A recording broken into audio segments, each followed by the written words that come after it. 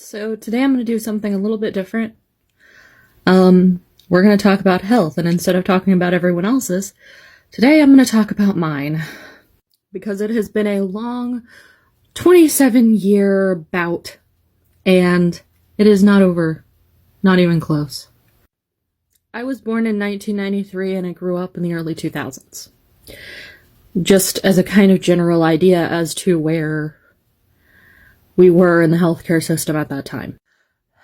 I was born into a pretty broken home, and I cannot remember a time in my life where I was not depressed. I was depressed when I was 4, I was depressed as a teenager, I'm still depressed now. I spent my whole life in a lot of pain. My mother, while I was a kid, was trying to figure out her own pain condition.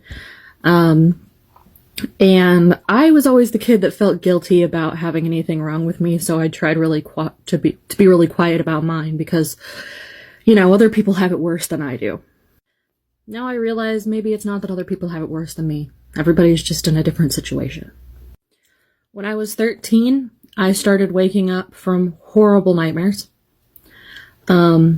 And during these horrible nightmares, I would have scratched gouges into my face. I still have scars, and anytime I get too hot, you can see them. This was when my mom finally got worried enough to try to get me help. Probably not in the best way, but she did her best. She sent me to a mental institution, and it was the worst month of my life. I came back with a diagnosis of depression and probably PTSD.